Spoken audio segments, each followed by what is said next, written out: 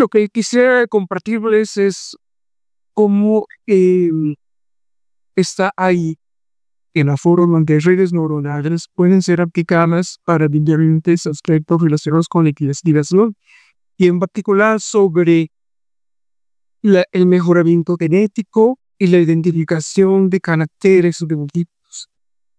Ese es un tema que nos ha interesado en particular porque yo trabajo en desarrollo digital y también en área de genética.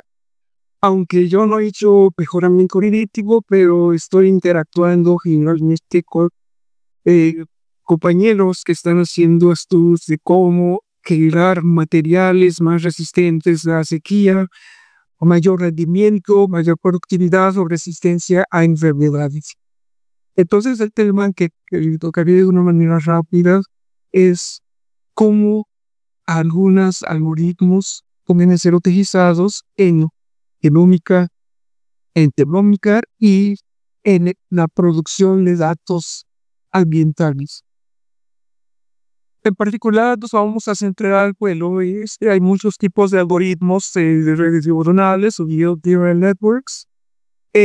Los CNN son populares y en particular existen los que se les llaman de aprendizaje profundo. Estos básicamente lo que tienen es diferentes capas en las cuales se va recuperando algo que se llama patrones. Patrones no son otra cosa más que cierta información que tiene un comportamiento y ese comportamiento lo podemos precisamente capturar en este tipo de modelos. El más sencillo que tenemos es el que se llama un neurodo y lo que hace es binarizar. Tiene dos señales, se hace una subcondenada y hay un discriminante. Ese es el avance prácticamente de todas las redes neuronales.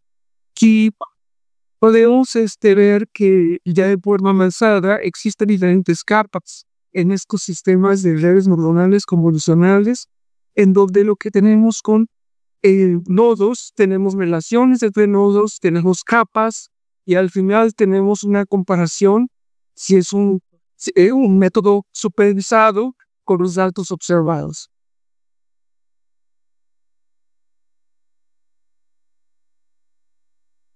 Ahora, hay algo que se le llama genómica evolucional. Y a esto nos referimos a cómo los genes generan información, se obtienen proteínas, se obtiene ARN, y cómo estos a su vez afectan los aspectos fenotípicos, quiero decir los caracteres sensibles, tales como altura de planta, rendimiento de cultivos, resistencia a enfermedades. Esto se ha logrado gracias a un conjunto de información y de descubrimientos desde formas de secuenciación de ADN, desde métodos de análisis computacional y también de algoritmos. Entonces, en la genómica funcional lo que tenemos es una serie de resultados. Desde las secuencias de ADN y genes pasamos a una serie de procesos como son transcriptómicos, metabolómicos, etcétera, en donde en cada paso estamos obteniendo variables. Con estas variables, el problema es que a menudo no podemos establecer una relación directa entre los genes y estos caracteres. ¿Por qué? Porque interviene el ambiente, porque intervienen modificaciones epigenéticas, porque existen genes regulatorios. Entonces, ¿qué podemos hacer? Bueno, pues además hay una interacción fuerte entre lo que se llama el ambiente. El ambiente al que nos referimos es desde variables meteorológicas, desde condiciones del suelo, desde la humedad del suelo, etc. Y entonces podemos, tanto desde el punto de vista del genotipo como del ambiente, obtener ciertas variables. Entre ellas, podemos tener algo que se les llaman SNPs o UTLs, que son regiones en el genoma que se asocian con la expresión de ciertos caracteres. Voy a saltar todo esto y cómo esa información puede servir para relacionarla con ciertas variables fenotípicas. Fenotípicas, ya dije, es expresión, es variables, son características en las plantas, como altura, como rendimiento, etc. Podemos utilizar marcadores moleculares, que ya dije, pueden ser SNPs o pueden ser QTLs o algunos otros. Estos los codifican numéricamente. En este ejemplo ponemos como cigóticos de referencia, lo codificamos como 1, heterocigoto AB como 0 y homocigoto alternativo como -1. Segundo, podemos integrar entonces otro tipo de respuestas como datos transcriptómicos. Y entonces esto lo que vamos a utilizar son números de transcriptos por millón, fragmentos por kilobase y una serie de variables que después las transformamos y las escalamos. Se puede hacer filtrado de algunos genes de baja varianza o baja expresión y se codifica. Pero después podemos integrar datos metabolómicos que representan las concentraciones de metabolitos en una muestra biológica y también hacemos el proceso de transformación y normalización de los datos. Entonces integramos esos datos ómicos y creamos una matriz. Esta matriz la podemos agrupar también en una arquitectura de red neuronal que tenga ramas separadas para cada tipo de dato y luego fusionarlas en capas posteriores. Por ejemplo, una red densa para marcadores moleculares, red convolucional o autoencoders para datos transcriptómicos y redes recurrentes o densas para datos metabolómicos. También se pueden utilizar otro tipo de redes neuronales como los GNN, los grafos, para capturar relaciones. Después, seleccionamos y extraemos características para reducir la dimensionalidad que puede ser con análisis de componentes principales o autoencoders. Y construimos un modelo con algoritmos de aprendizaje supervisado o uso de redes neuronales profundas y se evalúa el ajuste como la validación cruzada y métricas como R², MCR o precisión. Muy bien, hemos descrito brevemente cómo podemos utilizar esta información genética y genómica prácticamente para relacionarla con algunos caracteres fenotípicos. Pero aquí hay una duda. En este tipo de modelos se establecen relaciones entre las variables de entrada con las de la salida. Pero, ¿qué tanto esas variables explican el comportamiento de una variable fenotípica? En otras palabras, ¿realmente están relacionados o solamente son el resultado de un modelo estadístico que está relacionando variables? Entonces, esto es en realidad una área de investigación activa en el campo de inteligencia artificial, que es darle una explicación de por qué ciertas variables explican o se intentan explicar una respuesta.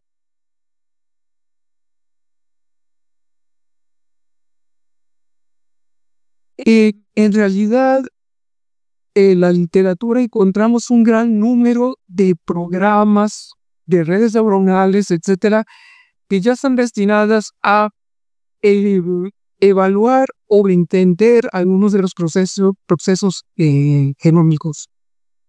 Ya no me voy a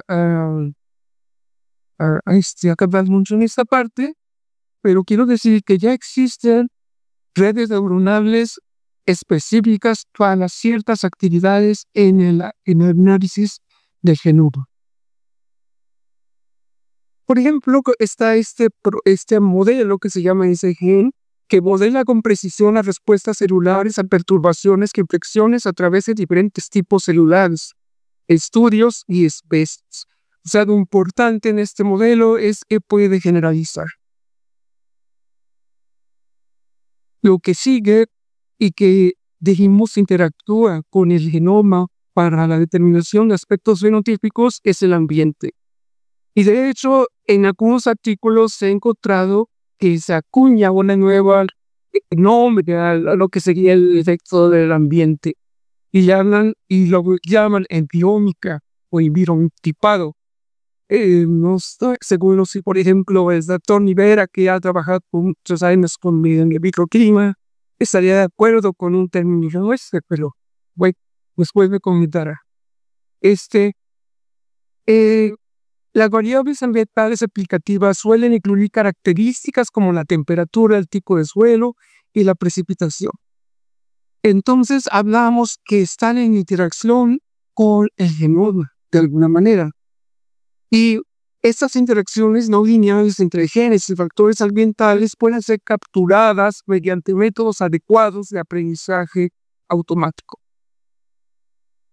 Bueno, en este ejemplo, que se llama un programa que se llama GraphCast, lo que hacen es generar miles de datos de un gran número de variables ambientales. Y lo que están haciendo son predicciones cada 6 horas hasta, me parece que 10 días, en tiempo, un tiempo de 10 días, en todo el mundo. O sea, ustedes lo pueden correr con una buena computadora en su escritorio, y el programa corre utilizando datos dendrológicos de Copernicus. Aquí lo interesante es que están utilizando precisamente una red neuronal que se llama GNN, Graph Neural Network, el cual les permite precisamente estar haciendo estimaciones de estas variables meteorológicas en una resolución aproximada de 28 por 28 kilómetros. Muy bien, pasamos al fenotipado. Bueno, pues las técnicas sobre fenotipado son bastante extensas. Podemos utilizar diferentes herramientas, desde diferentes cámaras que capturan el visible, en el térmico o en otras bandas para obtener imágenes. Estas imágenes pueden ser analizadas para obtener características que permitan diferenciar diferentes aspectos de las plantas, como enfermedades, como tamaño del área foliar, como scisión de estructuras de las plantas. Entonces aquí es donde podemos ver la unión entre la parte inferior.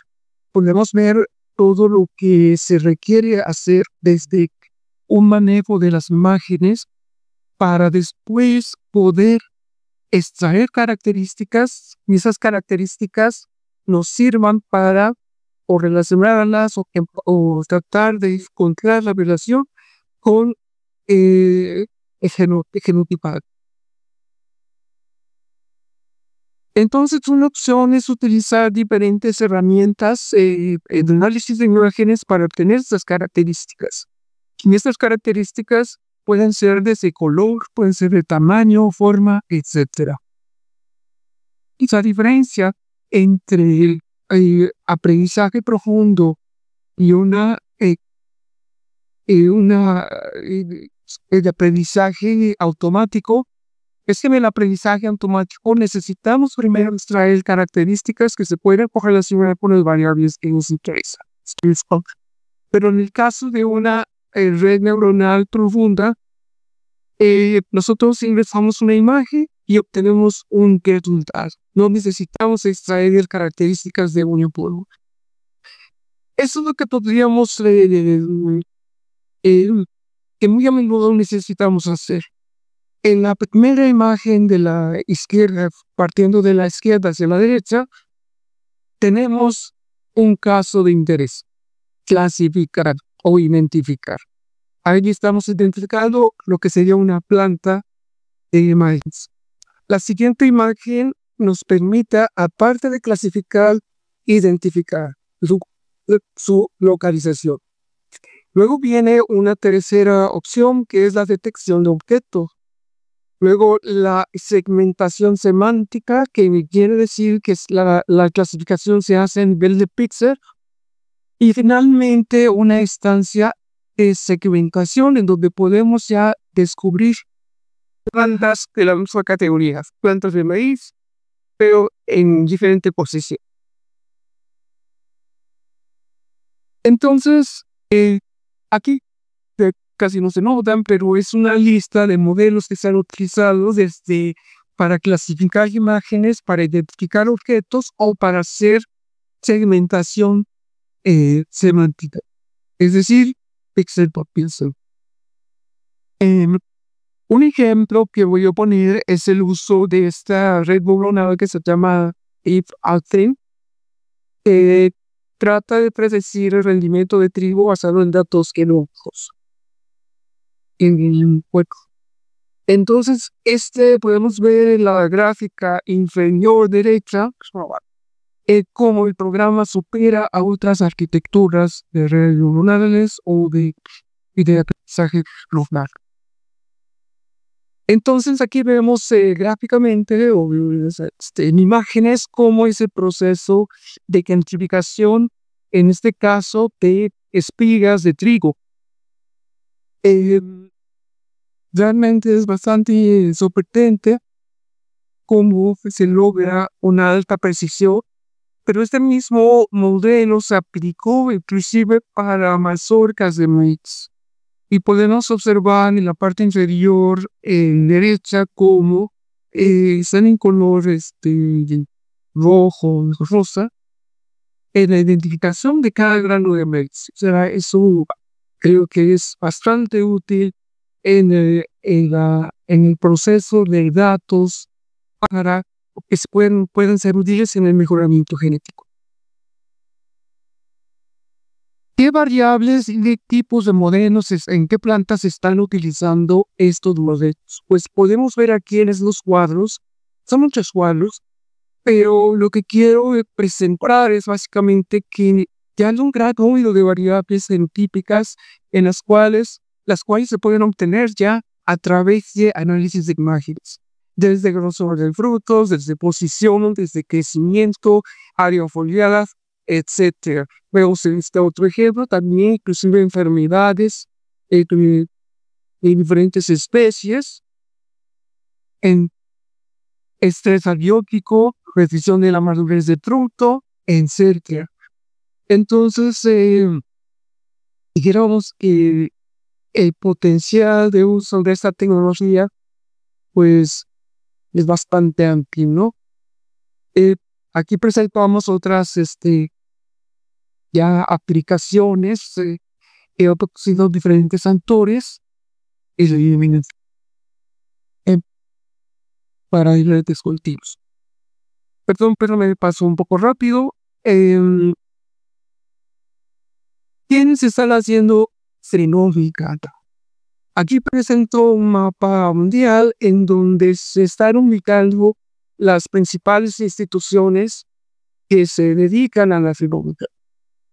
Y ellos cuentan con equipos altamente especializados para utilizando diferentes tipos de cámaras, tanto puede ser drones o puede ser equipos en tierra, como los que presento a continuación, en donde la intención es obtener imágenes en diferentes bandas, en diferentes posiciones, inclusive utilizando imágenes 3D, ya no solamente planas, con 2 dimensiones, y la intención es obtener variables fenotípicas.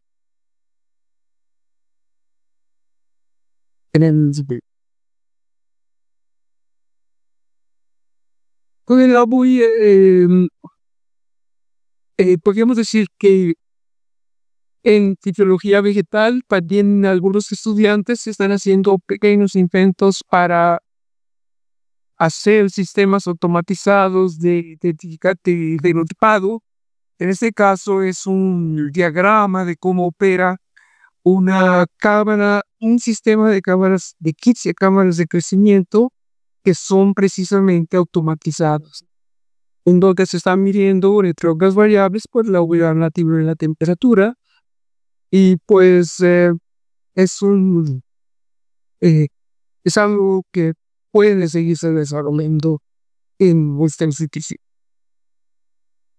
Em, bueno, existe también lo que se le llama el modelo de lenguaje extenso, por ejemplo, los transformers que son utilizados inclusive para ChatGPT. Em, También hay modelos, bueno, ya dijimos los CNN o los recurrentes que se utilizan precisamente para secuencias de ADN o para series de tiempo. Eh, pero, por ejemplo, el ChatGPT o también DLE permite crear imágenes sintéticas. También hay otro modelo que se llama GAN, que también permite crear imágenes sintéticas completamente.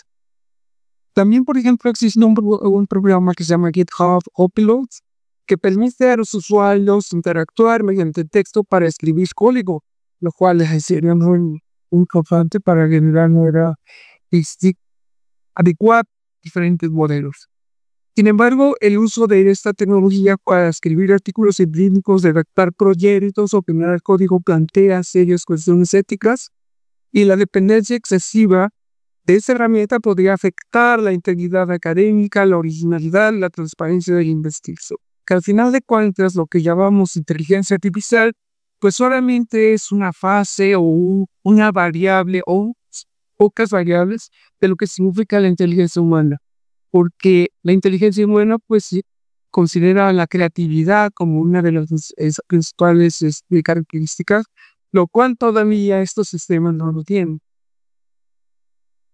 Para aprovechar las capacidades de aprendizaje profundo en la agricultura, las futuras generaciones deberían recibir información interdisciplinaria en biología y ciencias de la computación, en particular sobre ciencia de datos y aprendizaje automático.